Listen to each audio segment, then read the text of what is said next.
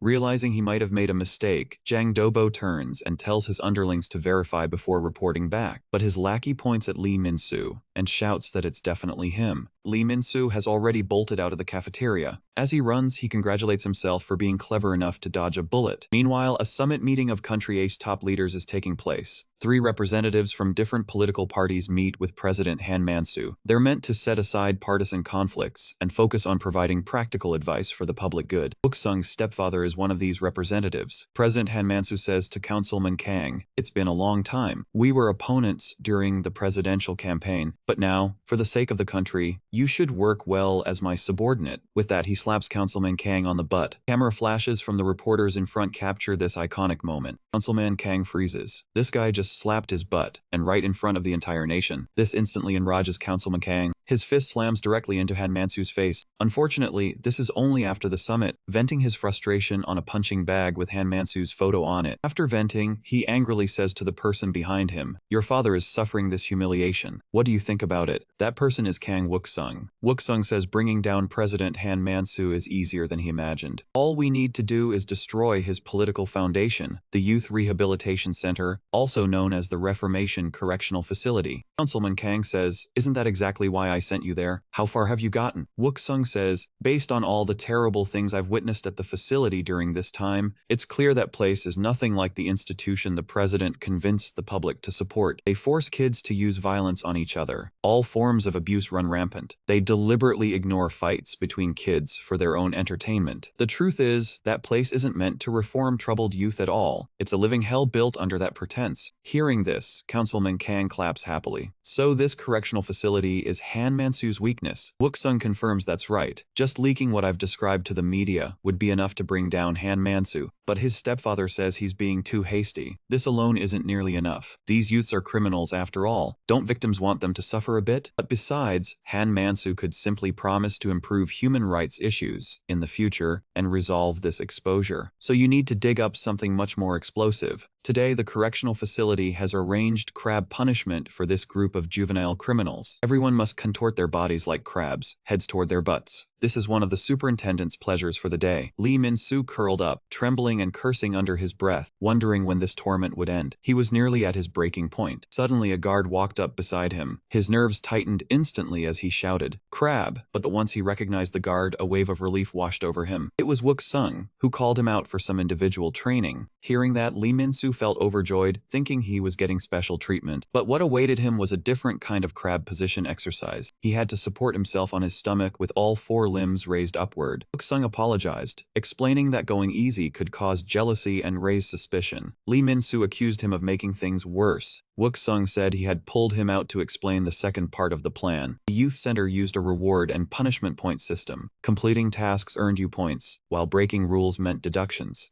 Earning 100 reward points qualified you for parole, but losing points pushed your review date further back. His score was -50 after 2 solitary confinements and a brawl, with 0 reward points earned. So asked how he could earn points, Wook-sung pulled out a form, saying the fastest way to rack up points was to volunteer as a kitchen crew helper. But Lee Min-soo knew he had already pissed off the kitchen crew leader. Walking into that kitchen as a helper felt like stepping into a lion's den. He rolled on the ground, insisting he'd rather stay where he was forever than join the kitchen crew. "Those people will kill me," he said. Wook-sung sighed and agreed to find another way for him. After an afternoon of brutal training, Lee Min-soo was completely spent. Just as he was about to fall asleep, buzzing noises kept disturbing him. He slammed the table, demanding if that person really had to make such annoying sounds. Noise came from 3 older inmates on cleaning duty, and Whitehair had shed his Bobby status after Lee Min-soo became room boss. One inmate explained that making sounds helped him work faster, and told Min-soo to just sit tight, cleaning would be done soon. Lee Min-soo rested his chin on his hand, thinking this point-earning method was too slow. Cleaning 1 classroom only gave 1 point, so reaching 100 would take forever. Just then, 2 guards opened the classroom door and asked if he was done cleaning. Lee Min-soo said he would be soon. The guard told him to go to the next location alone, because someone had signed him up for extra volunteer work. Lee Min-soo thought Wook-sung had found another way for him, so he happily saluted the guard. But when he arrived, all his happiness vanished. He had been assigned to the kitchen crew unit. Lee Min-soo felt utterly bitter inside. Hadn't they agreed not to send him to the kitchen? Jang Do-bo once dreamed of becoming a top chef in Country H. His right hand, trained to perfection, could skillfully handle a 3-kilogram cast iron pan. It could also toss around 2 kilograms of ingredients with ease. His left hand was reserved for delicate work, criticizing his cooking like insulting Jang Do-bo himself. When a group of juvenile delinquents complained the food tasted bad, they received his fierce glare. But he held back, knowing there was nothing he could do. After all, no one here matched his cooking skills. Some set pans on fire and screamed, while others held up pots of burnt liquid, claiming they'd turn it into oil. And then there were countless culinary disasters. Watching those ingredients go to waste, he could only tearfully tell them to stop. Though he wanted to tear these people apart, they were still his team, so he had to tolerate them. But Lee Min-soo was different. He had offended his crew, so if his cooking was as terrible as everyone else's, Jang Do-bo could settle both old and new scores under the guise of teaching. With that plan, he grabbed an iron pot and charged at Lee Min-soo. But Lee Min-soo simply cooked 2 casual homestyle dishes right there in prison. Kitchen crew leader, who had wanted to kill him moments ago, stood completely stunned. Instead of striking, Jang Do-bo happily lifted Min-soo up. He cried out, "I finally found you. I knew this day would come." From that moment on, Lee Min-soo wasn't just the room boss, he became Kim Do-bo's treasure as well. Meanwhile, the kitchen crew members feasting in the storage room were troubled by this. Someone suggested provoking a fight between them, but with Jang Do-bo's current attitude, that seemed impossible. The only solution they could think of was to put garbage in Lee Min-soo's food to make it taste awful, hoping to change Jang Do-bo's view of him. After some discussion, they all brightened up and got ready to act. But just then, the sound of the door opening made their eyes widen in shock. It was guard Kang Wook-sung. He said with interest, "I always wondered where the supplies went. So it was you rats. Well, you stole, so you'll face the consequences." The kitchen crew members didn't seem to care about the warning. They cursed him, asking, "Who does this guard think he is? Doesn't he know this is kitchen crew territory?" But before they could finish, in just 2.5 seconds, they were all down. The troublemakers who wanted to cause problems for Lee Min-soo had been dealt with. Though Wook-sung didn't know who arranged for Lee Min-soo to join the kitchen crew, it seemed he was adapting quite well there. Meanwhile, in the superintendent's office, 2 guards arrived to make a report. The superintendent asked cheerfully, "So did they fight?" But upon hearing that they didn't, his face immediately drops, because arranging for Lee Min-soo to join the kitchen crew and having the members sabotage him were all part of his plan. Knowing his volatile temper, they've carefully prepared an omelette rice to soothe him. On the other side, Jang Do-bo gathers all the kitchen crew members. He asks loudly, "Are you ready to welcome this special day that comes comes only once a month. With that, he takes out a bar of soap and grates it into shreds, placing them into a pot. He adds olive oil and heats it using a double boiler. Next, he sprinkles in some finely ground roller powder. He squeezes in some orange juice to add vitamin E. Finally, he stirs vigorously with his strong arms to finish. A pot of thick, moisturizing and appealing liquid is now complete. Jang Dubo tells him this isn't food, it's their kitchen crew's natural hair wax. We always do this to welcome this special monthly day. But Lee Min-soo still doesn't understand what special day requires fixing their hair. Jang Dubo says it's because today is the day new supplies arrive. Today, we get to see the girls from the women's correctional facility. Every month, the cafeteria receives shipments, and we share these supplies with their kitchen crew. This is the only perk of being on the kitchen crew. On this day, we style our hair to look mature, and we use our strong shoulders to carry cargo and show off. But Min-soo receives completely different treatment. A group of girls surrounds him, not only praising how cute and small he is, but also proactively asking if he needs help. Watching from afar, Jang Dubo is incredibly envious, thinking this guy is slacking off and even flirting with the girls. But just then, a petite girl taps Jang Dubo on the back. She pulls out a letter and hands it to him, telling him to take it quickly before her leader sees. Taking the envelope, Jang Dubo's face instantly turns red. He's on cloud 9. He watches her make a shushing gesture as she leaves. In his mind, he's already walking down the aisle with her. He's even thought of names for 5 children. In his imagination, tears of joy stream down his face. But when he opens the envelope and reads the contents, his face instantly turns deathly pale, because this love letter isn't for him. It's meant to be passed to greater room boss Lee Min-soo. Meanwhile, in the storage room, Min-soo is gasping for breath from exhaustion. He can't understand why those kitchen crew idiots are only busy helping the girls move things, and forgot about their own chair that needs moving. Just as he stands up to head to another location, Jang Dubo suddenly appears behind him, demanding if he's the greater room boss. Min-soo confirms with confusion that yes, it's him. Jang Dubo then asks if he knows what day November 22nd is. Lee Min-soo says he doesn't really know. Jang Dubo's face veins bulge as he says, "That's my wedding anniversary 3 years from now, and you wouldn't know who Yeji is, would you?" Lee Min-soo is a bit scared and asks what happened, but Jang Dubo roars, "Yeji is the name my 5th child. If you hadn't betrayed me, she would have been a girl with a ponytail, born into this beautiful world." With that, Jang Dubo raises his fist and charges at Lee Min-soo. "You bastard who stole my wife, I'll kill you." Lee Min-soo raises both hands, saying he didn't do anything, but Jang Dubo's fist is already flying toward him. With no other choice, Lee Min-soo can only dodge. That punch actually goes straight through an iron cart. If Lee Min-soo hadn't dodged just now, his skull would have been cracked open. Although Lee Min-soo still hasn't figured out the situation, facing an enemy who wants to kill him, he doesn't hesitate to fight back. Jang Bo catches his ankle and slams him hard onto the ground. Jang Dubo wants to follow up with more punches, but the iron cart blocks his movement. Lee Min-soo seizes this opportunity and charges again with his fists, but before he can get close, he takes a punch. The gap in their strength is enormous. Not only are his arms long, but his power is on a different level. Lee Min-soo simply can't get close to him. Taking one of his punches feels like being hit by a rock. At this moment, Jang Dubo breaks free from the cart's restraints. He continuously hammers punches at Min-soo. "I'm going to take So-hai on a date. Go hiking on Bukhan Mountain." Soon, Lee Min-soo is backed into a corner. At the same time, he comes up with a plan to handle him. When Jang Dubo's next punch comes crashing down, he grabs an iron pot from the floor to block it. "I have no idea who So-hae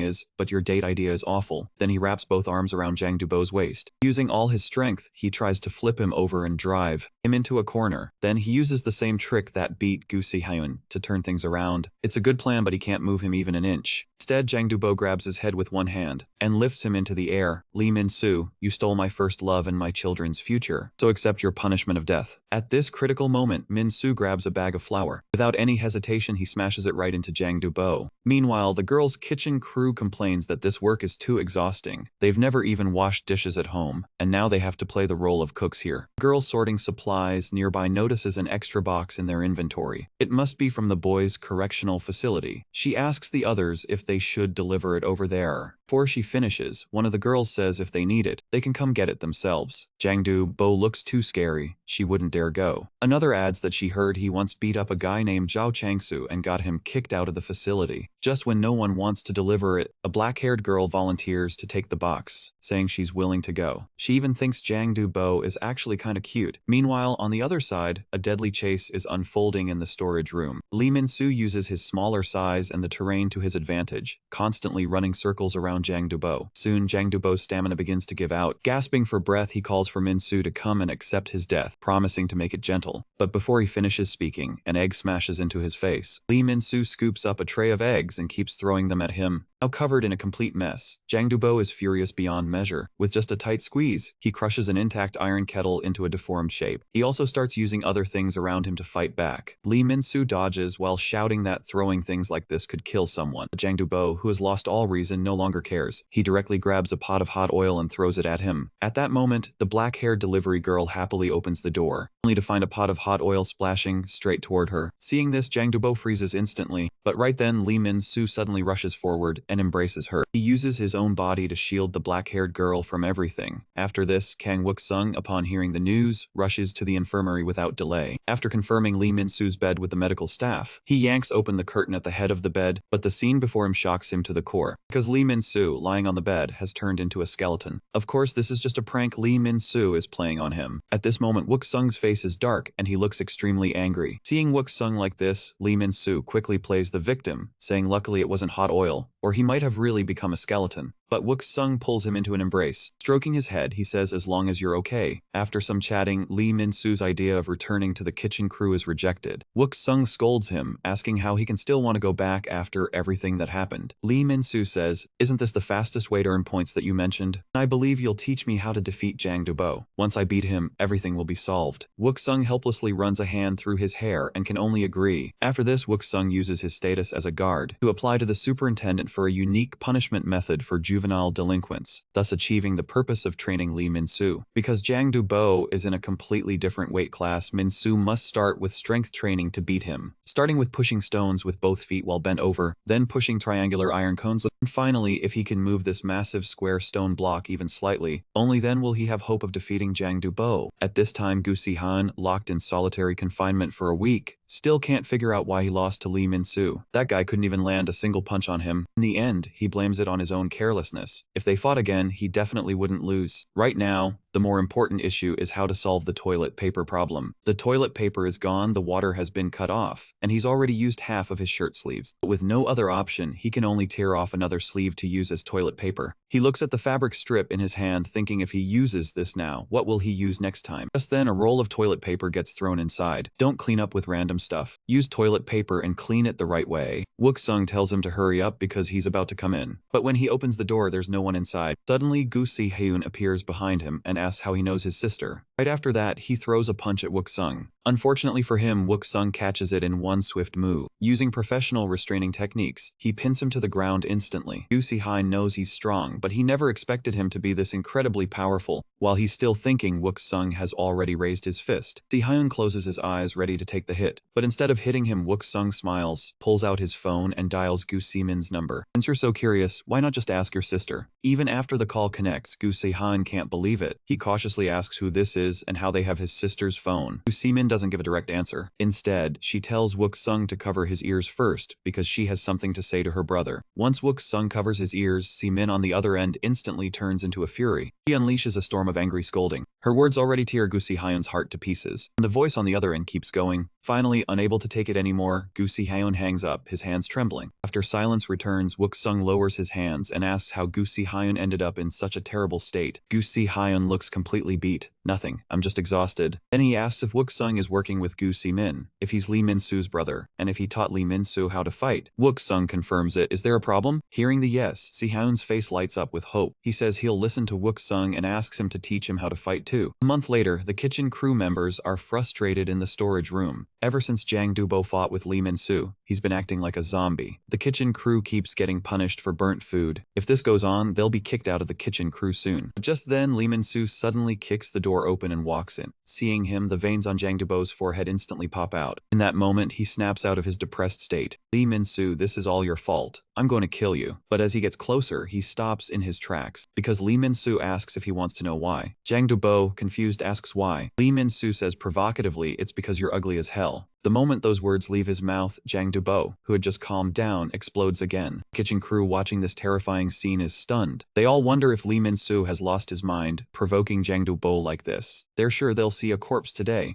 Facing the furious Jiang Dubo, Lee Min-soo keeps taunting him with words. Like last time, he runs circles around him, draining his energy. Soon, the brainless Jiang Dubo has exhausted most of his strength. Knowing this won't work, he jumps on the table. He leaps and swings his fist at Min-soo, but again Lee Min-soo dodges nimbly and lets his fist punch through an iron post once more. That traps Jiang Dubo's explosive right fist inside the iron post. At the same time, he deliberately lets himself get hit by his left hand. The goal is to make Jiang Dubo lower his guard, thinking he's still the same pushover. Then Lee Min-soo grabs the chance and grips Jiang Dubo's left arm tightly with both hands. I act with thought, you idiot. You fell right into my trap. With that, Lee Min-soo suddenly uses his leg strength. Using just one arm, he forces Jiang Dubo's left arm joint up to his head. You brainless fool. Prepare to accept your punishment. Meanwhile, the superintendent sits in the cafeteria, waiting for his meal. Wook-sung, dressed as a server, carries a tray. He says, Superintendent, since today is a special day, I'm cooking for you. This is a steamed dish made with Alaskan cod. Seeing this, the superintendent is thrilled. He never thought he'd get to eat such a rare dish here. Next, Wook-sung prepares a special drink for him. The superintendent sips it slowly, as if tasting fine wine. Of course, the most exciting part is the special fight happening right before him. With his left hand held down, Jiang Dubo says proudly, You're finally not running away anymore. As his right hand breaks free from the iron post restraints and gets ready to strike, he realizes that both arms are out of commission, mainly because his body size is just way too large. Lee Min-soo doesn't waste any time and lands punches to his face one after another. While taking the hits, Jiang Dubo asks in confusion where he learned those grappling moves. Do you really think that's enough to beat me? He says, trying to shove Min-soo away with sheer strength. Lee Min-soo's unusual stance stops him from pushing back even an inch, so he keeps getting punched in the face. A month ago, Wook-sung had already helped him plan out the strategy to beat Jiang Dubo. In their earlier fight, Lee Min-soo and Si-hyun were only one weight class apart, which let him win by cornering his opponent. Now Jiang Dubo is 3 weight classes above him, so using the same method simply wouldn't work, and he'd have to hope he didn't get cornered himself. Gaining weight in a short time isn't realistic either. Think of these massive stones as Jiang Dubo. How do you move or knock him over? The answer lies in the lever principle. In fact, human limb movement also works on the same principle. If Lee Min-soo can become the lever that shifts the stone, then he can push Jiang Dubo too. Right now, anger is burning inside Jiang Dubo. No matter how hard he pushes, this guy in front of him doesn't move at all. He ends up getting beaten the entire time. Watching from the window, Wook-sung asks the superintendent if the show is exciting. The superintendent says it's somewhat interesting, but the outcome is too obvious. Looking at Jiang Dubo's expression, he doesn't seem hurt at all. Those small, weak hands can't possibly take down such a big guy. Lee Min-soo already looks exhausted. In the end, the weight class difference can't be ignored. Wook-sung says, how about we make a bet? I'm betting the kid named Lee Min-soo will win. Hearing this, the superintendent gets interested. A bet sounds good, you really do enjoy these uncertain wagers. But Wook-sung knows that saying facial attacks are useless just because of weight difference is simply nonsense. From a basic boxing stance perspective, it's designed specifically to protect the face and head, because the most vulnerable spots on a person are the face and head, where many vital points are found. And among them, the most critical is the jaw. Hitting the jaw shakes the brain inner ear, making the opponent lose balance temporarily. In amateur fighting, weight class does matter, but in the end, professional technique is what decides the victory. Right at that moment, Jiang Dubo seems to see So Hyung waving goodbye to him as Min-soo lands his final blow to the face. His dream wife So Hyung and their 5 children all disappear. The kitchen crew members watching Jiang Do fall are completely shocked. The superintendent also shouts in amazement, how did you know that little guy would win? Wook-sung says calmly, just a feeling. Hearing that, the superintendent leaves a little displeased. Your intuition is interesting, but you'd better think about what you want as your bet prize. At this moment, Min-soo, having defeated his opponent, gasps heavily, thinking it's finally over. But then he notices the love letter that fell from Jiang Dubo's pocket on the ground. Opening it, he finds it's addressed to the grade room boss, meaning this letter isn't for Lee Min-soo but for Gu Si-hyun. According to the kitchen crew, Jiang Dubo thought the letter was for Lee Min-soo, which is why he wanted to kill him so badly. Learning this, Lee Min-soo can't even complain. All the suffering he went through to defeat him was because Jiang Dubo got the wrong recipient. Thinking about it, Lee Min-soo wants to throw a few more punches, but the crew members hold him back tightly, telling him to calm down. Meanwhile, in a special restricted area, several special inmates are playing poker. They complain that picking the next candidate has run into trouble again. First Gu Si-hyun, then Jiang Dubo. Is this guy named Lee Min-soo really that powerful? Now that 2 candidates are gone, we can only go with the backup plan. One is the famous black clothes gang leader from Daeyeondong District, construction supervisor Lee Kang-min. The other is maintenance team member Ha-sung Chul. But as soon as this list comes out, someone questions it. I get Lee Kang-min, but why is Ha-sung Chul a candidate? He's not even a leader. Seeing that the yellow-haired Lim Ji-soo hasn't said anything, someone asks why he won't choose. Lim Ji-soo says he wasn't planning to get involved this time, but hearing them talk, he's actually interested now. Then I nominate Lee Min-soo as a candidate. This yellow-haired guy is none other than Lim Ji-soo, currently the #1 person at Gangyeo Reformation Center. After defeating Jang Do-bo, Lee Min-soo temporarily becomes the acting Kin crew leader. During this process, he finally understands what Jang Do-bo went through. These guys are basically kitchen destroyers. They either make the rice explode, create ridiculous food combinations, or worse, put an electric kettle on the stove and blast it with high heat. All Lee Min-soo can do is desperately shout at them to stop. Soon it's supply delivery day at the prison once again. The black-haired girl Sierra, whom Lee Min-soo saved before, approaches him and shyly thanks him for helping her last time. Lee Min-soo scratches his head awkwardly, saying the oil wasn't even hot and it was no big deal. But then, Sierra's face flushes red as she hands him a love letter. Having been hurt before, Lee Min-soo asks if this might be meant for Goose Hyun. Upon hearing that, Sierra runs away embarrassed but turns back to scold him, saying it's for you, idiot. After Lee Min-soo checks and confirms the letter is indeed for him, his face instantly turns bright red, since he's never had a girlfriend in his life. In his mind, he already pictures a happy family of 4. At that moment, Min-soo's face is as red as a ripe apple. Actually, this black-haired girl didn't become interested in Lee Min-soo just because he shielded her from the oil. She had noticed him much earlier, on the day he fought Gu Sai-hyun while she was out for a walk after eating. It was Lee Min-soo's courage and sense of responsibility in standing up for the weak, and his fierce eyes like a honey badger deeply attracted her. From that day on, she had been worried about how Lee Min-soo was doing. Today, with her friends' help getting dressed up and their encouragement, she finally found the courage to confess to him. So she hopes that the next time they meet, Lee Min-soo will give her an answer. Back in his room, Lee Min-soo stares at the love letter with a silly grin for quite a while. When the senior inmates hear the news, they're outraged, calling him a traitor and complaining that they've been there longer and still have no girlfriends. Lee Min-soo admits receiving a love letter makes him happy, since before this he only got letters from his mom or the one meant for Gu Sai-hyun. He even invites the senior inmates to look at it together. Meanwhile, on the other side, Kang Wook-sung arrives at the warden's office. Sergeant Kang reporting, "I heard you were looking for me, warden." Warden mentions he's been transferred here for about 3 months now. "I heard you passed early admission to the Country H Army Officer Academy at an incredibly fast pace, and you passed the sergeant exam with top scores in your class. For someone as talented as you to come to our facility, I consider myself lucky." Wook-sung shows his loyalty, saying he'll work even harder for the warden, understanding that only by gaining his trust can he find a way to increase Lee Min-soo's points. But at that moment, the warden asks if he knows that he's seen some interesting things in surveillance footage recently. "You and Lee Min-soo seem to be getting a bit too close. What exactly is your relationship?" If Wook-sung wants to get Lee Min-soo out of the facility, he must hide the fact that they're brothers. Moreover, he was adopted, so no one knows they're related. Hearing the warden's questions, he can't help but suspect that he's noticed something. But no matter what, he can't let him find out and must come up with an excuse. But then the warden says, "You two have a student-teacher relationship, don't you? I saw you teaching Lee Min-soo how to fight. No wonder you made that bet with me. You knew your student would win. It seems you're not just academically gifted, but also skilled at fighting." Hearing this, Wook-sung breathes a sigh of relief and explains that Lee Min-soo wanted to get stronger and begged him repeatedly, so he agreed to teach him. The warden warns him not to get too close to the trash. Wook-sung says he understands and leaves under the pretense of preparing for outdoor activities. After he leaves, the warden makes a phone call. He feels things aren't that simple, so he plans to investigate Wook-sung's background. In solitary confinement, Gu Sai-hyun finally breathes a sigh of relief. From the angry shouting on the phone that day, he figures his sister must have gotten out of the facility. Meanwhile, Jang Do-bo, also in solitary, curls up his body, trembling and crying. He's still bitter about the love letter incident, thinking it's all unfair and blaming Lee Min-soo for everything. At that moment, Wook-sung opens his cell door and explains that what happened wasn't Lee Min-soo's fault. Jang Do-bo cries, saying, "What do you know? Lee Min-soo stole my wife and kids. My life is completely ruined." But the greater room leader mentioned in that letter wasn't Lee Min-soo. It was Si-han. Hearing this, Jang Do-bo immediately changes his attitude, shouting, "Lee Min-soo, I'm sorry. I blamed you wrongly. Gu Sai-hyun, you bastard. You're dead." Wook-sung tells him to calm down and pulls up a photo on his phone, saying it's too early to jump to conclusions. After seeing the photo, Jang Do-bo says with resentment, "Isn't this the kitchen goddess Gu Si-min? But why is she standing and posing with that bastard Si-hyun?" He makes up his mind again. He must kill that bastard Si-han for trying to steal even his goddess. When Wook-sung tells him they're siblings, his eyes go blank instantly. So that means Gu Si-hyun is my brother-in-law? As soon as he finishes speaking, Si-hyun, who heard the commotion from the opposite room, roars at him, "Shut up, you pig. Who's your brother-in-law?" The two then argue fiercely from their opposite rooms, one side telling Gu Si-hyun to think about his nephew and niece, and the other side blasting back intensely. Seeing this, Wook-sung finally relaxes. The situation is mostly handled. Now Lee Min-soo just needs to keep collecting points, and there's something else he needs to investigate. That is, to uncover the dark secrets the warden is hiding in this facility. And this special detention block is currently his lead. Even as a guard, he can't enter this restricted area. Wook-sung suspects something must be hidden here. Sure enough, before he can think any further, several guards bring out an inmate from Hyong. He also notices a man inside wearing a red prison uniform. Meanwhile, Min-soo is washing up in the bathroom. He looks at the soap in his hand, confused it's even smaller than before. How was he supposed to wash with this? Just then, someone behind him hands him a bottle of shampoo. Min-soo takes it puzzled. How can something like this exist in prison? He asks Lim Ji-soo, who's washing nearby, how he got his hands on shampoo. Not only is his uniform red, but there's no grade marking on his chest. Lim Ji-soo introduces himself and immediately says Lee Min-soo's name. Lee Min-soo asks, a bit confused, "How do you know me?" But at that moment, Lim Ji-soo suddenly leans forward and Lee Min-soo thinks he's about to attack. Next second, Lim Ji-soo simply pats Lee Min-soo on the head. "Smaller than I imagined. How did you win 2 fights?" Min-soo says, "Since you lent me shampoo, I'll let it slide." Then the blonde Lim Ji-soo says something puzzling. "I came to find you this time, but next time you'll come to find me. It won't be easy, but I'll be waiting." After saying this, Lim Ji-soo casually walks away, leaving Min-soo with a completely confused look on his face. Meanwhile, the two in solitary confinement stop arguing. "There's no way you could lose to Lee Min-soo. Why did you let him win?" Jang Do-bo asked back why he lost to Lee Min-soo as well. Gu Si-hyun explains he got careless, and that kid came fully prepared with a strategy. Jang Do-bo says the same happened to him. He planned to toy with Lee Min-soo but realized he'd completely fallen into his trap. Gu Si-hyun says after these 2 fights, they must have noticed Lee Min-soo by now. Jang Do-bo confirms they've taken notice. They even had the kitchen crew try to turn him against Min-soo. They might be planning to nominate him as a candidate. But Gu Si-hyun's response shocks him. "Don't make me laugh. I'll prove I'm the candidate. I'll reach the top and pay them back 100-fold for humiliating me."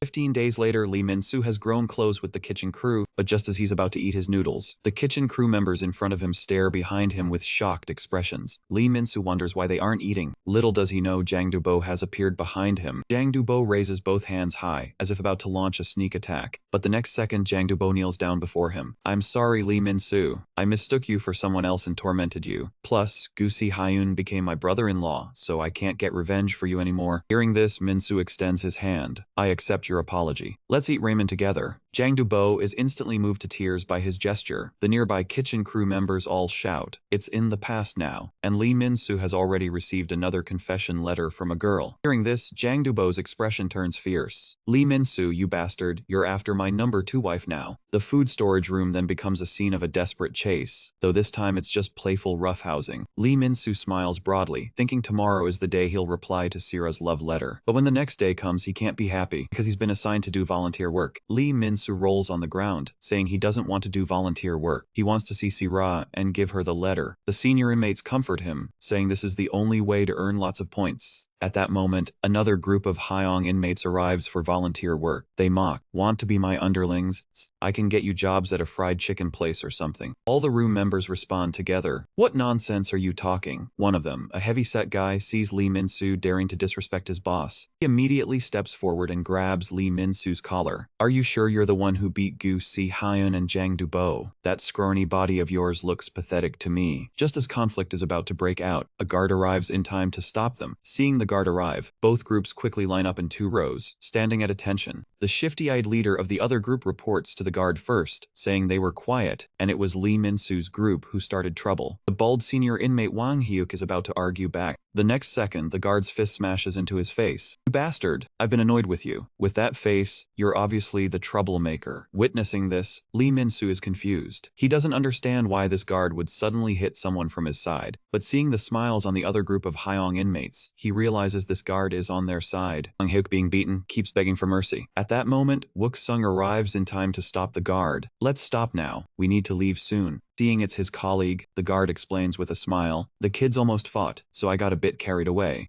After saying this, he leads the other group of Hyong inmates onto the bus. Wook-sung asks Wang Hyuk if he's okay and can still do volunteer work. Wang Hyuk says he's fine. Then Wook-sung looks at Lee Min-soo's back and asks, "You weren't thinking of attacking the guard just now, were you?" Lee Min-soo turns around with a smile and says, "How could you think that, Wang Hyuk?" After boarding the bus, Lee Min-soo asks the white-haired Moon Hyun-jun if he notices a strange smell. He looks back and sees someone in the rear row has stretched their smelly feet forward. Min-soo warns them to pull their feet back right away. But their leader retorts, "If you have a problem, fight my guys." Even Gu Sai-han wouldn't stand a chance against them. Right as he finishes speaking, Gu Sai-han happens to step onto the bus. The man simply stands there in silence and casts a glance their way. This instantly turns the previously boastful prison boss pale with fear. His underlings are so terrified they quickly lower their stinky feet. Lee Min-soo never expected that today would be the day Gu Sai-hyun gets out of solitary confinement. He curses under his breath. Damn, this volunteer work is about to get way too eventful. After all, none of the volunteers on this bus are easy to handle. Soon the bus arrives at the nursing home. The director and all the staff are waiting to welcome them at the entrance. Wook-sung steps forward politely to shake the director's hand, saying, "We hope this volunteer work will bring positive change to the kids from the correctional facility." Another guard adds that they'll take photos to document the young people helping the elderly. The aunties offer drinks to the Hyong inmates, who traveled a long way to be here. After just one sip, they exclaim over and over, "It's been so long since we had kala. This tastes like childhood." The volunteer task for today is to take care of the elderly residents at the nursing home. Not a single Hyong inmate here complains or causes trouble. But then, a senior inmate suddenly points ahead and shouts, "Isn't there a Hyong woman over there?" Gu Si-min looks in the direction he's pointing. He realizes the woman is actually his sister Gu Si-min. This shocks Gu Sai-hyun so much that he crushes the cola cup he was about to drink from. Why is his sister here? The first task assigned to these teenagers is washing the elderly residents' feet. A nearby guard uses a camera to specifically document this moment. Min-soo, having just finished washing an elderly person's feet, holds his forehead and lets out a sigh of relief. But right away, he hears the next person calling for him to help wash their feet. Thinking it's an old man, Lee Min-soo doesn't refuse, even remarking, "This grandpa must have suffered a lot, his feet have so many blistered spots." Just as Lee Min-soo looks up to ask if he feels more refreshed, he discovers the person before him isn't an old man at all, but Lee Cho, the boss of B-Room. He presses his wet foot against Lee Min-soo's face and tells him to wipe it clean. He even mocks Lee Min-soo, asking if he wants to become his personal foot wiper. Faced with this humiliation, Lee Min-soo instantly erupts in anger, but the white-haired Moon Hyun-jun holds him back tightly. He reminds him to stay calm. Noting that the guard over there is taking photos, Lee Cho continues taunting with his underlings, "That idiot is definitely hot-headed. Looks like Gu Sai-hyun and Jang Do-bo aren't so impressive after all." Lee Min-soo grits his teeth and endures the humiliation, knowing the guard is on Lee Cho's side, and that acting now would only make things worse. Meanwhile, Gu Si-min is pushing an elderly woman outside for some fresh air. "Grandma, the flowers over there are beautiful. Let's rest here for a bit." The real reason she stops here is probably because Gu Si-hyun has also come looking for her while pushing an elderly person. He asks Gu Si-hyun, "Everyone else is busy volunteering. Are you slacking off?" But Si-hyun replies that he genuinely wants to take care of these elderly people, considering she ended up in the correctional facility for beating up that perverted old man. Gu Si-min says calmly, "Yeah, I think we both made mistakes. We should have reported him for sexual harassment instead of getting involved and ending up here." She adds that the old man was the one at fault, not all elderly people. After saying this, she leans back on the bench and muses, "One day we'll all grow old. What kind of person do you think we'll become?" Gu Si-hyun asks what she's trying to say. Gu Si-min pushes the elderly woman away and says, "Think carefully about what kind of person you'll become when you grow old." Soon it's lunchtime. Each Hyong inmate receives a meal to help feed the elderly residents. Min-soo is feeding an elderly woman. He hears crying nearby. Looking over, he sees Lee Chu eating greedily himself while also teasing the elderly woman with food. Lee Min-soo angrily shouts, asking what he's doing. Just as he finishes speaking, a bowl of soup is poured over his head. Several of Lee Cho's underlings say arrogantly, "Sorry, we didn't spill that on purpose." Lee Min-soo wants to step forward and fight them. Moon Hyun-jun and Wang Hyuk hold him back firmly. Seeing the situation turn bad, the guard immediately says, "Lee Min-soo, are you trying to cause trouble again?" Lee Min-soo explains, "They dumped the tray on my head." But in the end, the guard sides with Lee Cho and naturally won't judge fairly. They all claimed it was an accident. Hearing this, Lee Min-soo can only bury his anger deep inside. Meanwhile, Lee Cho's underlings all grin smugly. "We were scared of the Greta guys before, but it seems they're not as tough as we thought." Lee Cho says with a smile that he doesn't care what grade anyone is from. In his view, money is the only true path to power. In the correctional facility, grades are based on crime severity, not fighting ability. That said, the more serious the crime, the better they usually fight. We ended up in the grade C room for fraud, so obviously we're not fighters, but we don't need to fight. Just like the news is reporting now, Yuheng Group Chairman Moon Hojik was granted bail due to failing health. With money, bodyguards, police, and even the law itself will protect you. If we don't have strength, we'll buy it with money. After all, what we fraud criminals have the most of is money, right? In Lee Cho's mind, even grade A people will bow to the power of money and eventually be controlled by him. His underlings all cheer, fully agreeing with his words. This encouragement probably makes them more reckless with each passing day. They were originally assigned to help the elderly wash up, but instead they're smoking in the bathroom. They completely ignore the elderly person being scalded by hot water. At that moment, Wang Hek, who just finished cleaning the toilet, is getting ready to clean the bathhouse. When he opens the door, he happens to witness the scene. A look of shock spreads across Wang Hek's face. He immediately drops his mop and steps in front of the old man. One of Lee Cho's underlings curses at him, saying he scared them and they thought he was security. Wang Hyuk tells them they've gone too far, asking what if Grandpa has a heart attack. But right as he finishes speaking, a fist slams into his face. Hearing that, the fat guy strikes first, saying who does he think he is to tell them what to do. The other two underlings laugh and cheer from the sidelines. Getting beaten, Wang Hyuk doesn't waste any words and immediately fights back. He yells at them to come on, you bastards. Lee Min-soo and Moon Hyunjin find Wang Hyuk. He's already lying on the ground, beaten unconscious. So Lee Min-soo goes to find Wook-sung. He hopes Wook-sung can help him create a chance for revenge. But Wook-sung says they're already outside, so why keep fighting? If they cause trouble here, it will lead to big problems. Seeing that Wook-sung won't help, Lee Min-soo turns to leave. But at that moment, a voice stops them both. John Ji suddenly appears, asking if he heard correctly, did Lee Min-soo just call him Sergeant Kang Hyun? Upon hearing this, both of their expressions freeze instantly. Just as they're about to explain, John Ji continues, saying he's found it strange for a while, the way Sergeant Kang treats Min-soo like family. He asks what their relationship is with Lee Min-soo. Just as Wook-sung can't explain and his identity is about to be exposed, Woo Si-han suddenly appears, shouting at Wook-sung, hey, I've been looking for you everywhere. Those guys are causing trouble again. John Ji doesn't understand how that guy dares to speak to a guard so casually. Wook-sung explains that maybe he's been too lenient with these kids, so they keep calling him that. John Ji warns him that this place is turning into a gang academy. He tells guard Kang he'll let it slide this time, but if he sees him getting too close to this trash again, he'll report him to the superiors. After he leaves, Wook-sung's anxious heart finally settles, but at this rate his exposure is only a matter of time. Lee Min-soo bumps Si-hyun's chest with his fist to express his thanks, but Gu Si-hyun hits him back, saying don't misunderstand,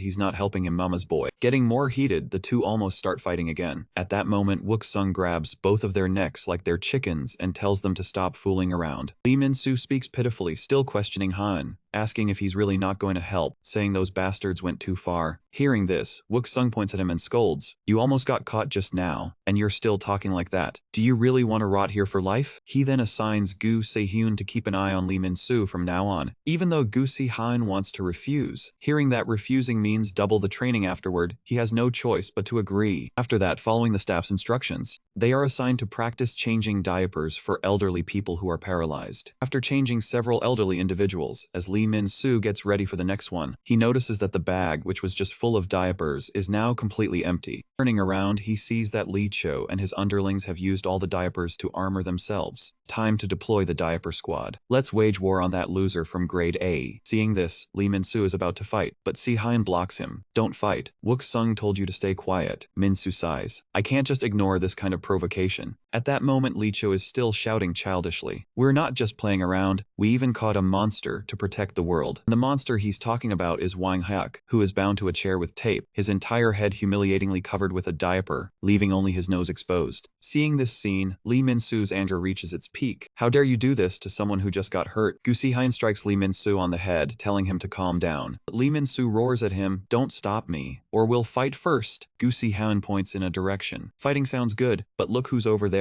Lee Cho is reporting to the guard, claiming that Lee Min-soo and his group keep causing trouble. Sure enough, after hearing this, guard John Ji warns Lee Min-soo's group, if you cause more trouble, you can expect disciplinary training when you get back. Not wanting to implicate Wook-sung, Lee Min-soo has no choice but to comply. In the afternoon, afternoon, Li Chu's underlings come outside to smoke. The fat guy asks their leader Taeho, "How much longer do we have to be underlings?" Every time Li Chu talks big, I want to tear his mouth apart. We're only going along for the money, yet he really thinks he's the boss. Tijo says it won't be much longer. Right now they're sticking with the grade C people just to live comfortably for a while. When the opportunity comes, they'll climb up. And his goal is that place where only the truly strong gather, the area with the red prison uniforms and many privileges. Rumor has it they're selecting the next candidate. And right now here, there happens to be one of the hot candidates, Gu Si-han. The underling asks in confusion, "Didn't Gu Si-han lose to Lee Min-soo?" Taeho says that might just be a rumor. Just looking at Lee Min-soo, he's obviously a complete weakling. His goal is to beat Si-han badly and prove himself to them. Lee Min-soo has thought it through now. This is the time to endure. Even to solve his room's problems, he can't drag Wook-sung into it. Just as he's thinking about how to avoid this problem, he is deliberately tripped by two people walking toward him. Two underlings point at him on the ground, laughing. In that moment, Lee Min-soo's anger breaks through his rational mind. "You bastards, I'm going to kill you today." But every time at moments like this, something appears to stop him. Happening to be nearby, Gu Si-min hands him a handkerchief. "Good thing you seem okay. You're as tough as Wook-sung, not crying over something like this." Lee Min-soo asks curiously, "You know my Hyun?" Si-min carefully wipes his face, saying, That's a...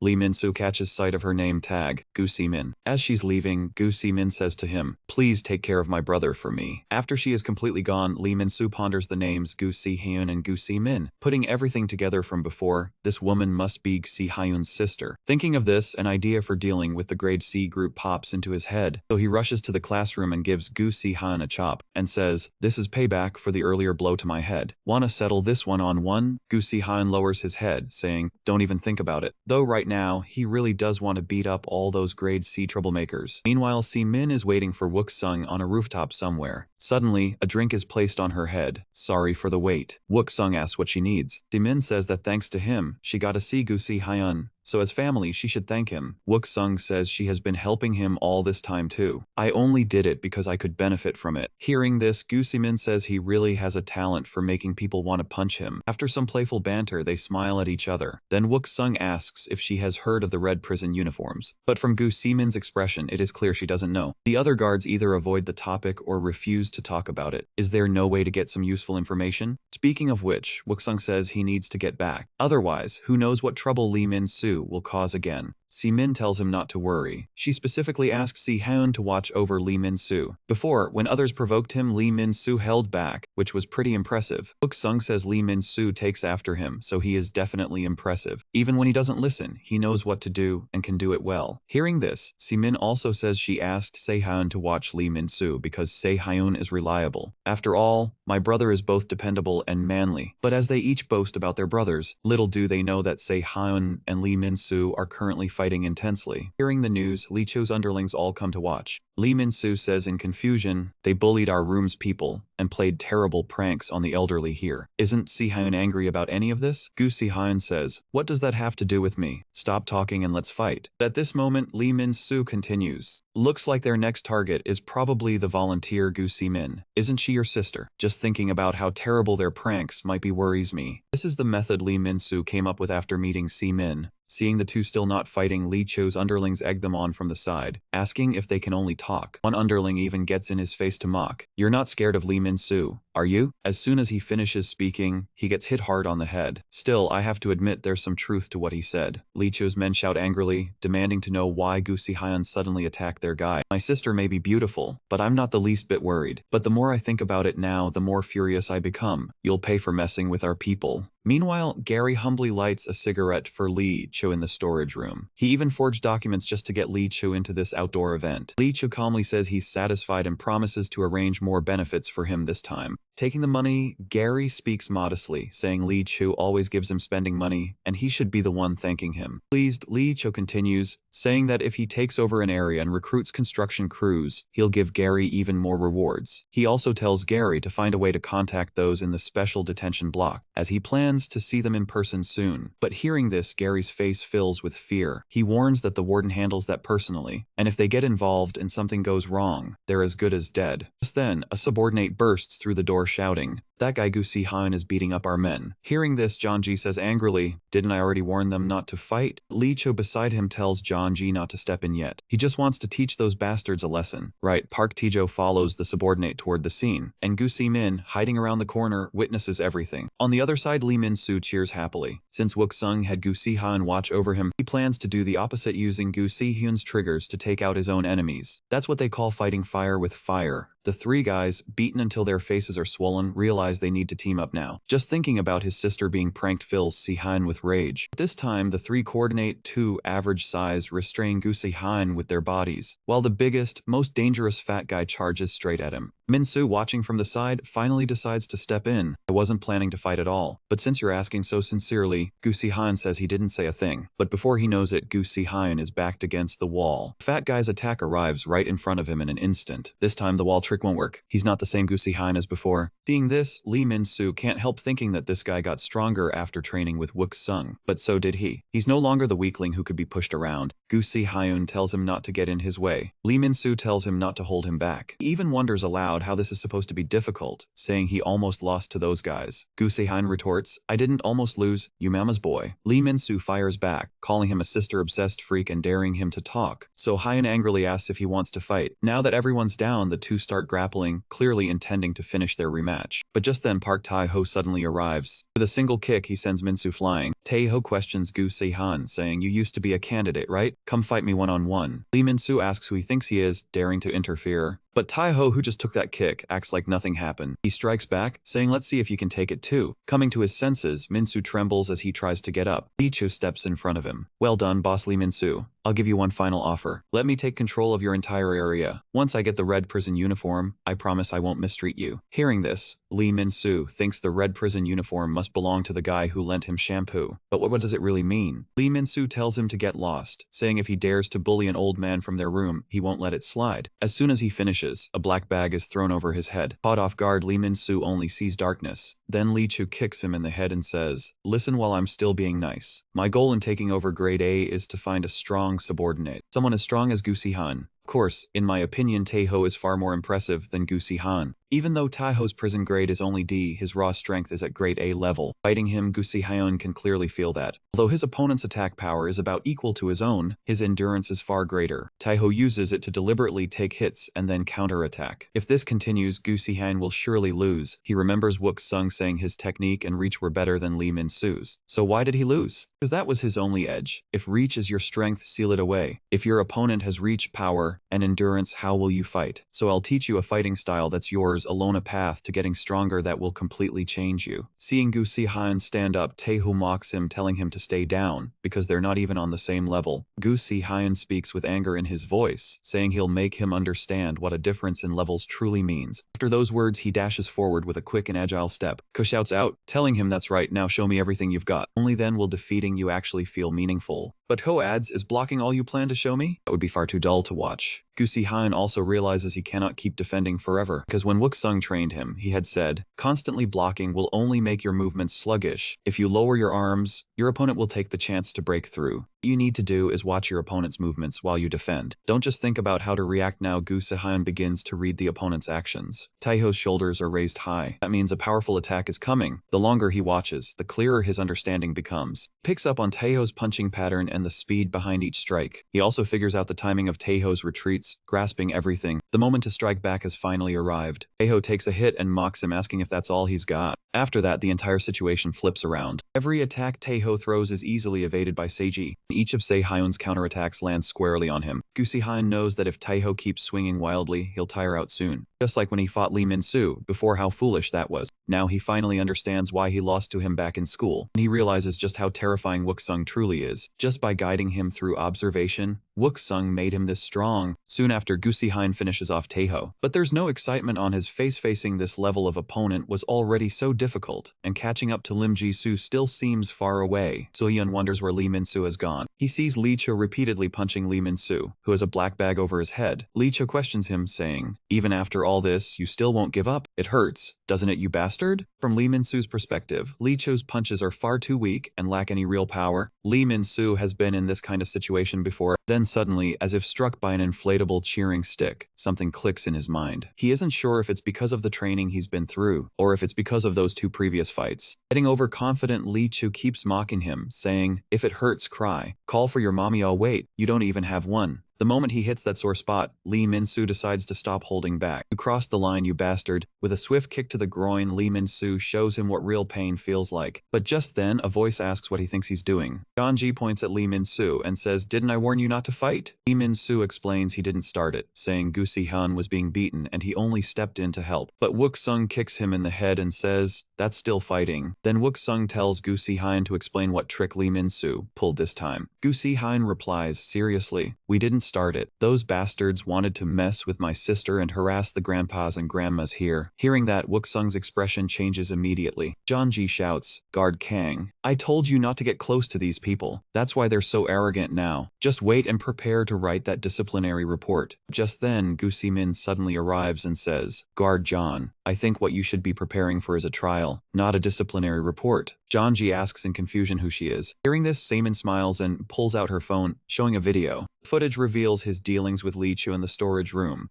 Janji's face instantly breaks into a cold sweat. Saemin says calmly, "You accepted bribes and forged official documents." As she finishes speaking, Janji lunges at her, trying to grab the phone, but Wook-sung won't give him the chance. With a single move, he completely subdues him. Wook-sung and Saemin share a knowing smile with each other. It's a good thing she broke the deadlock, just in time. Then Wook-sung immediately dials the command phone to report. The moment the call connects, Janji quickly says he's not the only one involved. The guards who oversee inmates in red prison uniforms demand even higher bribes. Wook-sung is immediately startled when he hears about the red prison uniforms. On the phone, he covers for Janji, saying he was just reporting the return schedule. Relieved he wasn't reported, Ji quickly thanks him. "Sergeant Kang, I won't forget your kindness." Wook-sung says, "This time I'll look the other way, but only if you tell me everything about the red uniform inmates." Kang Wook-sung wonders aloud, isn't the Reformation Correctional Facility meant to reform juvenile offenders? Ji Won-ji explains that some people are beyond saving, and releasing them would create political trouble. So in short, the red uniform inmates are there to make sure others don't leave easily. Kang Wook-sung doesn't get it. Wouldn't that make the point system and reform review pointless? Ji Won-gi calls him naive, asking if he's ever seen anyone leave properly, and says that's exactly the red uniform's job. They target inmates who've earned enough points for release, making it nearly impossible to get out. Lee Min-soo, back from a week of volunteer work, is now only 50 points away from eligibility for release. The guards here are still just as harsh as before. Fights among the kids keep breaking out constantly. Maybe because of lessons from Lee Min-soo and Moon Hyunjin, the grade C room kids stopped causing them trouble. Now, the only thing worrying Lee Min-soo is how to respond to Sarah's confession when the next supply day comes. Kang Wook-sung originally brought Lee Min-soo to clean the warehouse. To his surprise, it's already spotless. And Gu Se-hyun is there, training without pause. Confused, Lee Min-soo asks, "Wasn't this place already cleaned, so why bring him here?" Before he can finish, Wook-sung puts handcuffs on him. Though puzzled, Lee Min-soo stays still as Wook-sung tells him to. Then Wook-sung pulls a ball from a box full of tennis balls and says he's come up with a training method for Lee Min-soo. Starting now, Lee Min-soo's hands will be restrained. All he has to do is dodge the balls Wook-sung throws at him, and each ball will be thrown faster than the last. Lee Min-soo just barely dodges the first one by luck, but the second ball hits him like a jolt, waking him up. This is what Lee Min-soo lacks: instinctive reactions to surprises and danger. Lee Min-soo is confused by what Kang Wook-sung means by instinct since he beat Gu Si-han and Jang Du-bo. Doesn't that mean he's ready? Kang Wook-sung challenges him. "Did you win those fights fair and square? All 3 of you fought one-dimensionally, and Lee Min-soo just took advantage of their flaws. But if Gu Si-han had been prepared, he wouldn't have won at all. And if Lee Min-soo hadn't built some leg strength, how could he have beaten Jang Du-bo?" Since Gu Si-han is learning basic combat from Kang Wook-sung, he wants Lee Min-soo to train too. He hates fighting, but this place is far dangerous. Ever since John Ji told him about the red prison uniforms, Kang Wook-sung knows he must make Lee Min-soo strong enough to get released safely. Meanwhile, construction supervisor Lee Kang is meeting with grade C2 room boss Lee Cho to discuss matters. Lee Cho thinks this prison is like the outside world, where money controls both inmates and guards, so he wants Lee Kang-min to join his assembled crew. Maybe then they can deal with the red uniform detention block. If Lee Kang-min agrees, agrees, Li Chu will give him 20% of the business profits, about $4,000 in pure income each month. And if Li Kangmin wants to wear a red uniform himself, Li Chu promises to arrange it. Li Kangmin's answer leaves Li Chu completely surprised. Li Kangmin says that no matter how good the plan is, teaming up with weak people will only damage his reputation. Hearing this, Li Chu snaps his fingers. Then I'll give you more time to consider. Besides, why do you think I asked to meet without guards or subordinates around? As the snap echoes, grade C2 room boss in Cholston, Su, grade D3 room boss Jiang Sanghan, grade D1 room boss Park Tai-ho, and grade C6 room boss Oh Sung Jin appear one by one. 4 different room bosses now surround Li Kangmin completely. Li Cho asks, so what do you say, have you changed your mind? Li Kangmin takes off his glasses, not bad, using money to recruit skilled fighters. But do you really think 4 people are enough? At this moment, Li Min-soo has adapted to dodging the tennis balls Kang Wook-sung throws. His movements are sharp and his dodges are accurate, using only the most essential movements. Li Min-soo had never learned anything like this before. It's safe to say this guy's talent is absolutely top tier. It's clear that seeing this training has lost its effectiveness. Kang Wook-sung decisively starts stage 2 of the tennis ball dodge training. Unlike the earlier straight line attacks, this time the thrown tennis balls will bounce a second time. The throwing speed also increases by a level. This forces Li Min-soo to deal with balls from the front while also watching for ricochet attacks from his blind spots. These blind spot attacks are tough even for some experienced fighters to handle. So in stage 2 training, Li Min-soo needs to gain experience with multi-angle attacks and build instinctive reactions. Li Min-soo understands all this, but he's confused. Why are his arms tied? Kang Wook-sung explains that arms are for offense and defense, so they should only be used when dodging or blocking is impossible. And Gu Si-han, after a period of training, has made more progress than expected, but there's still a long road ahead. Kang Wook-sung is only here to guide their training. What truly makes them stronger isn't him, but themselves, because the training Kang Wook-sung has set for them this time will be brutal. Only if they push past this limit will their potential fully bloom, but if they don't make it, their potential will stay just potential. At the same time, Kang Wook-sung is very curious which of the two will be stronger after the hellish training ends. Meanwhile, guard John Jongji opens the door to Li Kangmin and Li Chu's secret meeting. Li Kangmin has already taken care of all 4 room bosses. Only Li Chu remains, begging for help from the newly arrived Jianji. But he doesn't know Gan Zhangji and Li Kangmin have already formed an alliance. This meeting was a scheme the two of them set up. Their goal was to get the safe combination for Li Chu's hideout outside. Li Kangmin's people, following the address Zhangji provided, have already taken over Li Chu's hideout. Inside there's roughly 200 million in cash. And according to their agreement, guard John Zhangji will get 10%. Li Kangmin tells him it will be deposited today, as long as John Zhangji goes to the special detention block and says he wants to see them. Next day, when Li Min-soo goes to the kitchen to work, Zhang Dubo awkwardly tells him he can't work there anymore. Guard John Zhangji explains from the side that the kitchen crew is overstaffed, so they need to let people go, and asks if Li Min-soo would be willing to join the construction crew, where there's an opening. Li Min-soo looks at the application form handed to him, feeling a bit suspicious. Is it really okay to do this without Kang Wook-sung's permission? What if it disrupts the original plan? But under Jian Zhangji's urging, this is currently the only way to earn points. Helpless, Li Min-soo can only agree. Zhang Dubo watches their departing figures. He silently hopes Li Min-soo will be careful, because being cut from the kitchen and transferred to construction is all part of someone's plan. Soon, Li Min-soo arrives at the construction site. He looks at these people's intimidating faces. Li Min-soo wonders if these are really high schoolers like him. He hopes the supervisor here isn't like Zhang Dubo, because if he's as domineering, it'll be trouble. At that moment, Supervisor Li Kangmin walks over. He tells his subordinates to be friendly and not scare their new helper. He also thoughtfully brings Li Min-soo a pair of gloves. I'm the construction supervisor, Li Kangmin. Working here with bare hands will get you hurt. Li Kangmin instructs his subordinates that this is Li Min-soo's first time using machinery, so help him get familiar with it. He also warmly tells Li Min-soo that if he has any problems, he can come to him anytime. At this moment, Li Min-soo feels that being transferred to construction was the right choice. This supervisor is gentle and friendly, nothing like Zhang Dubo. But little does he know, in the shadows, Li Kangmin's eyes are watching him like a hungry wolf. Soon, through behind-the-scenes manipulation, an inmate in a red prison uniform leaves the special detention block. She complains to the guard about how these kids live in a place that reeks of lonely old men. The guard warns her that she only has 5 minutes. Finish your business and get back. As the guard opens the door, the red uniform inmate walks into Li Kangmin's room. No one expected that this inmate is actually a girl named Park Hyo-shin. The subordinates are confused. How can a woman be in a men's correctional facility? Though she does look a bit like a man. But at that moment, Li Kangmin orders them to lower their heads and cover their ears. Hearing this, the subordinates all obey. Park Hyo-shin asks if they're playing a cute version of gangsters. Li Kangmin says that until he gives the signal, these people won't see or hear anything. Park Hyo-shin asks if he's Lee Kang-min. Your looks suit my taste. Lee Kang-min says Park Hyo-shin isn't the person he met before. Park Hyo-shin explains that Kim Hoi-ryong has other matters to handle. Are you disappointed? You don't like me? Lee Kang-min adjusts his glasses. Not disappointed, just someone new. Park Hyo-shin looks at him and covers her face in an exaggerated way, saying, it's embarrassing to be stared at like that. Lee Kang-min thinks to himself how surprising it is that someone so fragile-looking is wearing a red prison uniform. He asks how she ended up in a place like this. Park Hyo-shin holds up 3 fingers, signaling the number of candidates is back to 3. Hearing this, Lee Kang-min wonders why it's still 3, since he clearly confirmed that both Jang Do-bo and Gu Si-hyun were eliminated. Park Hyo-shin names the first candidate as Lee Kang-min himself, the second as Ha Sung-chul from the maintenance team, and the third as Lee Min-soo, the head of the bigger room after Lim Ji-soo suddenly nominated him. Hearing that name, Lee Kang-min's eyes flash with disbelief. He says he's already proven his abilities and truly doesn't understand why he's still just a candidate. Park Hyo-shin smiles and says he hasn't proven anything. If you look at what he actually accomplished, it was all thanks to his older brother Lee Kang-won. Even if a tiger stands behind a rabbit, the rabbit is still just a rabbit. Lee Kang-min freezes for a moment, surprised she knows about his brother. Park Hyo-shin leans close to his ear and asks, cute little rabbit, can you prove your strength without the tiger? Hearing that, Lee Kang-min takes off his glasses. He asks if defeating her right here and now would prove his abilities. Lee Kang-min falls for such a simple provocation, which gives Park Hyo-shin a headache. She tells him he's clearly not ready yet. As she speaks, her aura shifts instantly. She asks if he thinks she looks weak. This sudden, chilling feeling makes Lee Kang-min shudder. He clearly senses the person in front of him is definitely not weaker than him. Park Hyo-shin tells him not to take it too hard. She says Lee Kang-min is still a very competitive candidate, which is why she wanted to meet him in person. She adds that as long as Lee Kang-min can defeat one of the remaining candidates, she will consider that proof. When that happens, Shin Hui-ryong will help push the matter forward for Lee Kang-min. After Park Hyo-shin leaves, Lee Kang-min's tense nerves finally relax. He wonders why he was so nervous just now. But what matters now is that he only needs to defeat one of the two. Lee Min-soo, who is in his own crew, might be a good choice. However, looking at Lee Min-soo's slender frame, Lee Kang-min doesn't think he looks like someone who could defeat Jang Do-bo and Gu Si-hyun, so he decides to test him first. At Lee Kang-min's signal, 2 of his subordinates immediately understand. Lee Min-soo is working cheerfully. Suddenly, a hammerhead flies toward him. Lee Min-soo's instincts kick in instantly. The attacking subordinate immediately apologizes, saying it wasn't intentional. As Lee Min-soo walks toward another area, he gets tripped by a wire. Below him is a board covered with nails. His eyes narrowly miss the nails by a hair's breadth. The attacker apologizes in the same tone. This makes Lee Min-soo sense something is off. Are these really accidents or intentional? And if they are intentional, what are they after? Before he can think further, those subordinates surround him. Under the pretense of teaching him how to use the table saw, they grab hold of his hands. They push his palm toward the high-speed rotating blade, just as his hand is about to be ruined. Suddenly, someone shuts off the circuit breaker, plunging the scene into darkness. When the lights come back on, all 3 subordinates are lying on the ground. Lee Min-soo innocently claims he didn't hit them. As he sees a crowd gathering around, Lee Min-soo starts to understand this is a trap aimed at him. Watching Yoon Chul-soo and Jang Sang-hyun slowly approach, Lee Min-soo isn't sure whether he should fight back. If he takes the risk, he will likely lose penalty points. After careful thought, Lee Min-soo decides to shout loudly to get the guards' attention. 2 guards hear the shouts and do notice what's happening, but the next second they continue chatting as if nothing is wrong. This leaves Lee Min-soo very confused. It seems these guards are on their side too. Yoon Chul-soo and Jang Sang-hyun's attacks are now upon him. Meanwhile, Gu Si-hyun is still doing extra training in the warehouse. Kang Wook-sung reminds him it's late, and he should go back, saying if he's late for warehouse organizing, it will make them suspicious. Gu Si-hyun insists on one more round. This time he says he can definitely pass stage 1 training. After all, that guy Lee Min-soo has already passed stage 2, while he is stuck on stage 1. He doesn't want to lose to that bastard. At that moment, Lee Min-soo is facing the attacks of the 2 men, dodging continuously with ease. Because Lee Min-soo doesn't want to cause trouble, he has no intention of fighting back. After all, his original goal was to earn some points here and leave quietly. So he absolutely cannot risk losing points. Lee Kang-min, observing from the side, seems to see through it. He wonders if this guy is afraid the guards will deduct points, so he doesn't dare fight back. Thinking this through, Lee Kang-min decides to probe Lee Min-soo's true strength. He has the guards step outside for a moment, saying he will handle it. Seeing the guards leave, Lee Min-soo no longer plans to hide his abilities. After holding back for so long, he's finally ready to strike back. This is the perfect moment to test the results of his recent training, but surprisingly, he finds these 2 are a bit too weak. It's hard to tell if Lee Min-soo is just that strong or they're that weak. Soon after, Chul-soo and Jang Sang-hyun are taken care of. Lee Kang-min clears up his doubts. So it seems you didn't beat Gu Si-hyun and Jang Do-bo by luck. Lee Min-soo asks, did he set up this childish trick? What did I do to deserve such betrayal? Lee Kang-min says that he and Lee Min-soo are both candidates, but Lee Min-soo has never even heard of any candidates. He just wants to earn some points here. During this, Lee Kang-min takes off his glasses with a hint of frustration. Just because of a guy who doesn't even know what a candidate is, I have to prove my strength. I originally planned to let my men handle this, but now I'm being compared to someone clueless. It really ticks me off, so I've changed my mind. I'll deal with you personally. Lee Min-soo says, if you want to fight, just say so. Why go through this act and waste energy? With that, Lee Min-soo raises both middle fingers. Come at me, you bastard. The war between the two candidates is about to explode. A subordinate asks senior inmate Chang Hee, isn't Lee Min-soo his cellmate? Only after engaging does Lee Min-soo realize how terrifying his opponent really is. Lee Kang-min's punching speed is on a whole different level from those two earlier. Lee Min-soo barely manages to dodge and already feels overwhelmed. The opponent's attacks are like a predator locking onto its prey. He presses forward step by step, showing no mercy. This gives Lee Min-soo the impression that his opponent has studied boxing, but he also knows he can't keep dodging forever. He has to find an opening to strike back. However, Lee Kang-min's strength is far beyond what he imagined. This punch is easily caught by Lee Kang-min's single palm. Looks like you never learned how to properly attack. Was it like this when you fought others too? Seems Gu Sai-han and Jang Do-bo weren't that impressive either. Lee Kang-min's attacks are swift and fierce, constantly pushing Lee Min-soo back. Lee Min-soo can only keep dodging. At that moment, Lee Min-soo sees a chance when his opponent's punch misses. As he tries to counter, his head gets hit with a fierce elbow strike. In expert combat, what looks like an opening is often a trap set for the opponent. After dozens of dodges, Lee Min-soo spots another opening, but it's still a trap. Just as Lee Min-soo goes to throw a punch, Lee Kang-min delivers a front kick straight at him. Then, using the momentum, he steps on Lee Min-soo's defensive arm and jumps. Knee strike comes flying at him. At this moment, Lee Min-soo feels it's over. Suddenly, a hand blocks Lee Kang-min's knee. Kang Wook-sung appears just in time to stop the fight. Kang Wook-sung's eyes turn cold as he says, this fight ends here. If you continue, I'll put you both in solitary. Lee Kang-min wonders when he came in, and he's definitely not from the construction crew. Kang Wook-sung asks, got a problem? And why didn't the other guards stop this? Don't tell me they deliberately gave you space to fight. Two guards quickly explain they stepped out for a smoke and didn't see what happened. After that, Kang Wook-sung takes Lee Min-soo and leaves the construction warehouse. Standing there, Lee Kang-min curses to himself, damn it, I was so close to finishing this. But next time, Lee Min-soo won't be so lucky. Kang Wook-sung brings Lee Min-soo to the infirmary. Lee Min-soo asks why he's not angry. I thought you'd be furious I got into a fight. Kang Wook-sung says he doesn't know the reason yet. But why did you go to the construction crew? Lee Min-soo explains they said the kitchen crew was cutting staff, and the only place left to earn points was the construction crew. Kang Wook-sung knows there was no such order about kitchen crew reductions. Thinking back, something similar happened before when Lee Min-soo was assigned to the kitchen. It seems someone has set their sights on Lee Min-soo. At this moment, Lee Min-soo complains with frustration. Just like the fight with Gu Sai-han, I couldn't land a single punch on him, and couldn't dodge all his attacks either. Kang Wook-sung says this is normal. That guy Lee Kang-min most likely studied martial arts like kickboxing, so unlike Gu Sai-han and the others, this guy can't be beaten with tricks or strategy. To defeat him, you can only improve your raw strength. So Kang Wook-sung plans to start stage 3 training for Lee Min-soo, and until the training ends, he'll stay with him at the construction crew. Though he doesn't know who set Lee Min-soo up, for now he can only focus on building strength while waiting for a chance to face whoever is pulling the strings. Kang Wook-sung's constant presence makes it impossible for Lee Kang-min to find a chance to deal with Lee Min-soo. Even after having guards steal Wook-sung's personal file, he still can't uncover any weaknesses. He figures that if only Kang Wook-sung would leave for just one day, that would be enough. So he pulls a phone out of the drawer. He dials a number, gives instructions to the person on the other end, and warns them not to tell his brother about this. A week later, on a certain night, Kang Wook-sung stands on the street checking his watch, waiting for someone, and that someone is Gu Si-min. Gu Si-min brushes her hair back and apologizes for being late. Kang Wook-sung says it's fine. He expected it, so he also showed up 30 minutes late. Their meeting on the street, however, is being watched. Through surveillance, Lee Kang-min's men have discovered Kang Wook-sung's weakness. After Gu Si-min and Kang Wook-sung say goodbye and go their separate ways, a black car follows Gu Si-min to the entrance of an alley. Several of Lee Kang-min's subordinates get out of the car after she walks into the alley alone. Seeing this, Gu Si-min asks what they're doing following her is one thing, but bringing so many people. The subordinate tells Gu Si-min she needs to come with them. Gu Si-min says no problem, but she needs to put out her cigarette first. She's trying to quit smoking. Meanwhile, in the warden's office, the warden asks Jeonji about Kang Wook-sung's recent activities. Jeonji replies that Kang Wook-sung seems overly focused on Lee Min-soo. After assigning Lee Min-soo to the construction crew, his expression has been strange. He regularly visits that crew, as if intentionally protecting Lee Min-soo. The warden asks if there's anything else. Jeon-ji responds that Kang Wook-sung recently asked him about the red prison uniforms. The warden says the first reason for transferring Lee Min-soo to the kitchen crew was to test Kang Wook-sung's reaction. That's why he sent Jeon-ji and Kang Wook-sung to do volunteer work together. And now, although moving Lee Min-soo to the construction crew was partly a request from the special detention block, it ultimately comes down to Kang Wook-sung being too suspicious. He's the only one barred from accessing the military network. All information about him comes from received files, so the warden has already hired an outside agency to run a background check. Results should come soon, and until then, Jeon-ji's job is to keep monitoring him. Jeon-ji asks curiously, "It's normal for us to watch Kang Wook-sung, but why are you in the special detention block so interested in Lee Min-soo?" Hearing this, the warden says calmly, "Because he looks like someone." At this moment, Lee Min-soo is washing up in the bathroom, unaware that an even bigger trap is quietly approaching. It's been 2 weeks since he fought Lee Kang-min. Though he's been training nonstop, he's not sure he can beat him. After all, Lee Kang-min is the kind of opponent who can only be defeated with pure strength, and to do that, Lee Min-soo needs to at least complete stage 3 training. Right then, White Hair hears someone ask him to toss the soap over. His hand slips, accidentally throwing the soap toward the unsuspecting Wang Hyuk. Just as the soap is about to hit Wang Hyuk in the back, Lee Min-soo, sensing the danger, intercepts it immediately. Lee Min-soo tells Moon Hyun-jun to be more careful and not drop it again. But Whitehair's face shows disbelief. He can't understand how Lee Min-soo did that without even looking. Lee Min-soo's body has also become noticeably more muscular. After washing up, someone asks Lee Min-soo why Guard Kang didn't come today. Lee Min-soo says he asked another officer. They told him Guard Kang suddenly took leave and instructed him to organize the storage room today. At this point, senior mate Chang Hee approaches Lee Min-soo. He asks if they can talk alone for a moment. Lee Min-soo says, "Aren't you in the construction crew too? Looks like you were the one who shut off the circuit breaker and saved me last time." Chang Hee says he still doesn't understand how terrifying Lee Kang-min truly is. With that, he pulls down his pants in front of Lee Min-soo. At first, Lee Min-soo is startled, not understanding what he means. Only after seeing the scar on Chang Hee's thigh does he slowly begin to understand. Chang Hee says he was once Lee Kang-min's friend and subordinate. Lee Kang-min was the gang boss who ruled the Daehyun-dong district. I used to work for him. I defied him just once, and I ended up like this. Chang Hee says if Lee Kang-min were just good at fighting, he wouldn't try to stop him. But Lee Kang-min is truly ruthless. Anyone who disobeys him faces harsh revenge. So Chang Hee hopes Lee Min-soo won't go to the construction crew anymore, because he might really end up crippled and sent out of the facility. Lee Min-soo says that if Guard Kang isn't there, he won't go. Under Lee Min-soo's repeated reassurances, Chang Hee tentatively believes him. But even as he says this, Lee Min-soo thinks to himself that if his and Wook-sung's plan requires it, he might have to fight again. Meanwhile, Lee Kang-min is calling his subordinates to check on things. He instructs them to notify Kang Wook-sung as soon as they bring the person to the hideout. Then just make sure he can't make it to the facility today. The subordinates ask what they should do with the girl afterward. Lee Kang-min says whatever they want. Hearing that, the subordinates are thrilled. Looks like there's a party tonight. Tied up in the back seat, Gu Si-min's expression shows some shock. This isn't quite what she expected. From that phone call, she learns there are subordinates of someone named Lee Kang-min inside the facility. The purpose of tying her up is to delay Kang Wook-sung. Actually, they spotted these people following them yesterday. Wook-sung told her their target was either him or her. They might be the hidden dark side of the facility, or possibly the real culprits trying to frame Lee Min-soo, or people connected to the red prison uniforms. He was ready to act as bait, but Kang Wook-sung's main concern was that their target was Gu Si-min. Yet Gu Si-min handed him the keys to her motorcycle. She said, "If I'm the one they're after, you'll come save me in time, right?" Right then, a motorcycle was trailing closely behind the black vehicle. Back at the facility, Lee Chang-hee confronted Lee Kang-min and told him to stop targeting Lee Min-soo. He said he didn't understand why Kang-min had set his sights on Min-soo, who was just trying to earn points. Lee Kang-min coolly asked why he should listen to such a request. Chang-hee replied that he was also part of the construction crew, but he was no longer the same subordinate from before. He was asking as a childhood friend. In fact, back in elementary school, he and Lee Kang-min had been best friends. After graduating elementary school, however, Lee Kang-min started taking over his brother's business. Meanwhile, Chang-hee studied while caring for his mother. Their different circumstances caused them to lose touch. Once Chang-hee entered high school, he got his driver's license and began working as a delivery driver. A restaurant owner, after learning about his situation, kindly lent him a motorcycle. Thanks to that, Chang He could work deliveries and cover his mother's medical expenses. One delivery took him to an abandoned factory. That was the meeting spot for Lee Kang-min's gang. There Chang He encountered Lee Kang-min again after many years. Lee Kang-min asked if he wanted to make money more easily by adding cockroaches to food deliveries. Then, they would leave numerous negative reviews on the merchant's page. This made it impossible for the merchant to do business. To get the bad reviews removed, they had to pay up. Naive and unaware, Chang He joined them. He earned his first real money this way. If it continued, he could soon pay his mother's hospital bills. But the Chinese restaurant owner they had extorted passed away shortly afterward. When Chang He found out, he realized the uncle they had targeted was the very same restaurant owner who had helped him. At that moment, he understood that the kind uncle had died because of him. He sank into deep guilt, so he sought out Lee Kang-min, hoping they could turn themselves in together. Upon hearing this, Lee Kang-min grabbed him by the throat. If I had any intention of turning myself in, I wouldn't have started this. I gave you a way to earn money, and now you want to confess. You know I never forgive traitors. With that, Lee Kang-min stabbed a steel pen into Chang He's thigh. If you say that nonsense again, I'll kill you. At that moment, Lee Kang-min's brother, Lee Kang-hwan, arrived. He was the real leader of the criminal gang. Lee Kang-hwan told his brother they had been discovered, and the police were coming soon. He said this should have been kept quiet, but there were too many victims and even a death. Lee Kang-min suggested letting the guy on the floor take the blame, but his brother told him this wasn't something that could be fixed by sacrificing one subordinate. So he made the underage Lee Kang-min share the responsibility. Afterward, Chang He and Lee Kang-min were sent to the Reformation Correctional Facility. Chang He said this was the first time they had spoken face-to-face like this since then. Lee Kang-min said he came because of Lee Min-soo, but he had similar thoughts. He had planned to meet him about Lee Min-soo anyway, since he had blocked Kang Wook-sung but had no way to contact Lee Min-soo. Chang He asked in confusion what he meant. The next second, subordinates pinned him to the table. You know why I took on the troublesome role of construction supervisor? Because in the construction crew, if someone gets hurt or ends up injured, no one suspects anything. And what he planned to do was take one of Chang He's fingers as a welcome gift for Min-soo. Meanwhile, Lee Kang-min's subordinates had also reached the hideout. As instructed, they sent Kang Wook-sung a message telling him to come alone before 12 o'clock. But Wook-sung had already arrived. The kidnappers were gathered in the warehouse, confident that Kang Wook-sung wouldn't show up for at least 2 or 3 hours. His girlfriend, meanwhile, wasn't scared at all. Not even close, when one of the men decided to get cheeky, suggesting she seemed to be enjoying being tied up like that. He didn't get to finish his thought. A helmet came out of nowhere and knocked him clean off his feet. Kang Wook-sung walked in completely calm. The others couldn't tell if he had gotten there impossibly fast or had been following them the whole time. Either way, they weren't happy. They had numbers and they knew it. Kang Wook-sung knew it too. He also knew that in a long fight, he would run out of energy first, so he didn't let it drag on. He moves through the crowd like he's done this before, deflecting one attack, encountering another in the same smooth motion. He never stops. When someone tries to catch him off guard, he responds with an elbow to the chest, followed by a shot to the chin. Then he takes a moment to point out that dropping your guard is a bad idea. A furious bald guy charges at him from behind. Kang Yuzhong ducks, grabs the man's leg, and bends his knee the wrong way. That fight is over for that guy. One of the bandits watching from the side has to admit it. Most people would be falling apart right about now. But Kang Yuzhong looks like he's actually enjoying himself. Standard tactics aren't going to work against someone like him, so one of them pulls out a knife instead. Kang Yuzhong catches the arm before it even gets close. He twists the wrist, and that's the end of it. His girlfriend watches the whole thing. Though she's clearly annoyed, she gives him full credit. Elsewhere, Lee Min-soo is lying flat on the ground next to a tennis ball. He's completely spent. He and his long-haired partner trade tired insults. Lee Min-soo claims he basically hit stage 3 today. The other guy tells him to come up with something more believable. Lee Min-soo fires back that someone stuck at stage 2 wouldn't understand anyway. They're still laughing when a cop walks over and asks why they aren't cleaning up. He hands Lee Min-soo a wrap package. Apparently, it's a gift from Chang He. Then Lee Min-soo opens the note inside, and the mood shifts completely. It's from Lee Kang-min. The message is simple. Be there in 1 hour, or there's another present waiting. Whatever is inside the package, it's enough to make Lee Min-soo's eyes go wide. Back at the warehouse, Kang Yuzhong cuts his girlfriend loose. She immediately punches him in the stomach. She's furious. Her hands were killing her. She wants to know if he got so caught up in the fight that he forgot she existed. He says he came as fast as he could. With a very flat expression, she tells him she'll take his word for it. But the whole kidnapping was never really about her. It was a distraction, a way to pull Kang Yuzhong out of Gandyo so so the real target Lee Min-soo would be exposed. Someone had been tracking Kang Yuzhong's location and gave the signal the moment he was on his way. Kang Yuzhong remembers being told to stay away from the civil engineering crew until stage 3. He was played, and now someone is walking down a staircase toward Lee Min-soo's location. He moves unhurried, deliberate. The man says he noticed Kang Yuzhong's brother had something in the works and decided to watch from a distance. But now he's done watching. He says it's rare to find someone worth fighting at his level, and he figures Kang Yuzhong would understand that feeling. Not that the reasons matter anymore. Lee Kang-won, head of the Ems gang in Gangdong district, is ready to go. In a locked room somewhere else, a beaten and sweating Hyung man is trying to crawl across the floor. Someone steps on his already injured hand. A group of inmates watches without moving. The redhead standing over him asks with a smirk whether facing Lee Min-soo is really that hard. The man on the floor looks up, and through everything, the pain, the exhaustion, he tells the redhead to get out of his way. And he says it again louder, like he really means it. Lee Min-soo finally snaps and throws himself at the redhead.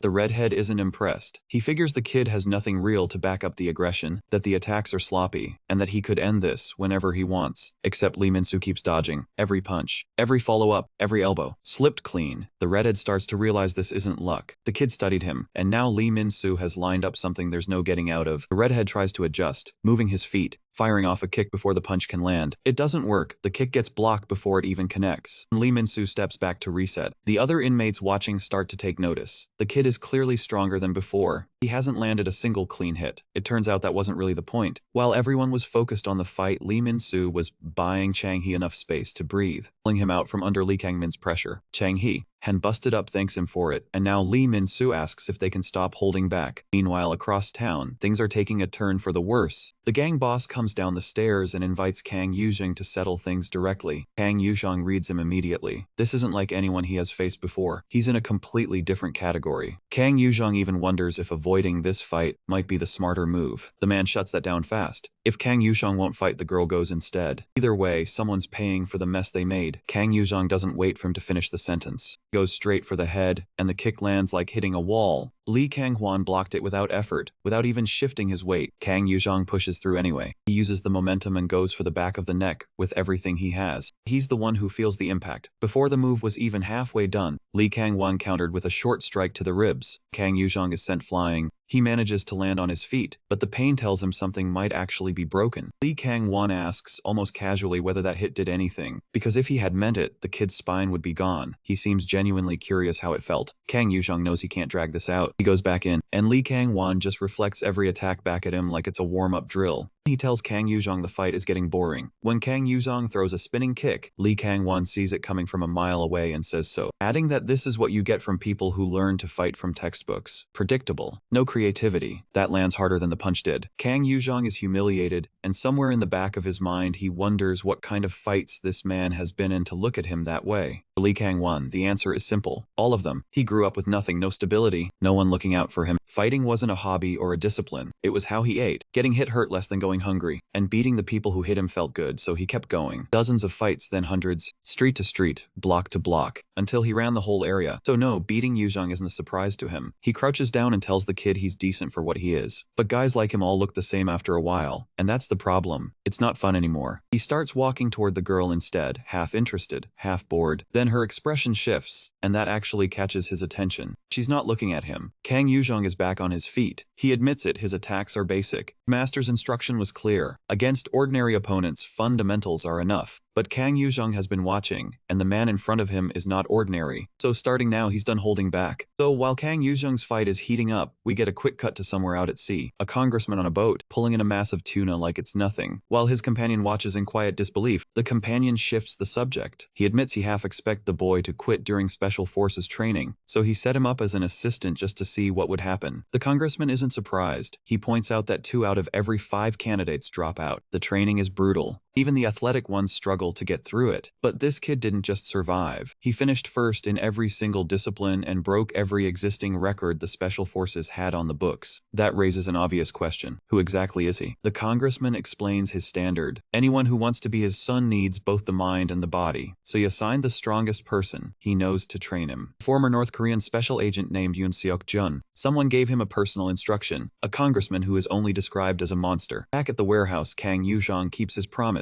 He walks straight toward toward Li Kang-won without any hesitation, no guard up, no defensive stance, just moving forward. Kang-won finds it interesting enough to rush in, but his punch doesn't connect. Sung strikes back with 2 clean hits. Li Kang-won grins, then closes the distance, convinced there's no room left to evade. His eyes widen when he realizes Kang Yuzhong never intended to dodge. He catches the fist, yanks the arm upward, and drives a strike straight into the joint. Clean ugly break, Li Kang-won tries to push through it and throws another punch. Kang Yuzhong blocks it with his elbow, and in the process he breaks several of Li Kang-won's fingers. Then he locks the arm and forces it into a hold that makes Li Kang-won scream. Even the girl watching, who doesn't know much about fighting, can tell something is different. This isn't just about winning. Kang Yuzhong is systematically taking his opponent apart. He targets joints and pressure points with a precision that has nothing to do with a street brawl. His eyes are completely empty. He ends the sequence with a direct blow to Li Kang-won's head. The scene cuts to Lee Min-soo's fight. Crowd notices Li Kang-min has switched to kicks, which tells them Min-soo is forcing him to adjust. Chang He watches with a bruised hand, and even he can see it. Li Kang-min's strikes are still as sharp as ever, but they're no longer landing without damage. Lee Min-soo catches a fast kick just in time, but it's a setup. A punch immediately follows to his face, so close that dodging looks impossible. He ducks under it anyway, and spots Li Kang-min's other leg already in motion. He gets his arms up and blocks the kick. Li Kang-min is attacking from 2 directions at once, trying to overwhelm any defense Lee Min-soo can put together. Then Li Kang-min smiles and goes for the finishing move. One leg raised, a high kick launched with incredible speed. All Lee Min-soo sees is a sneaker coming at his neck. Crowd is certain it's over. Even Chang He flinches. But Li Kang-min's expression isn't triumphant, it's worried, because Lee Min-soo caught the leg. He tells Kong Min he was starting to think he'd never see his real best, that he'd been waiting all along for that exact kick. The chapter opens with a flashback of Lee Min-soo in training. Tennis balls fly at him from a machine at full speed. He does his best to track them, blocking and deflecting what he can while taking the hits he can't. His arms grow faster as his body adjusts to the rhythm. When the machine stops, Kang Yuzhong tells him he's handling 5 balls without much trouble, so they're adding 5 more. Lee Min-soo isn't thrilled about that, but something has been on his mind. He noticed that even professional fighters don't dodge everything, and he wanted to know why. Kang Yuzhong explains it simply. Pros choose which hits to take. Sometimes they get shot on purpose, because they're confident the counter they land will hurt more. As the number of balls increases, Lee Min-soo will reach a point where dodging everything isn't possible, knowing which hit to absorb and which to avoid. That's the real skill. Back in the present, Lee Min-soo just applied that lesson. He has Li Kang-min's leg locked in his arm, and he tells him he'd been waiting for that high kick the whole time. Li Kang-min can't pull free. The grip is too tight, the angle too precise. And Lee Min-soo does what Kang Yuzhong taught him. Sacrifice the flesh to catch the bone. He takes the position, absorbs what he has to, and unloads. He hammers the same spot over and over, until bones break in multiple places. When he finally releases the leg, Li Kang-min crumbles, clutching it in pain.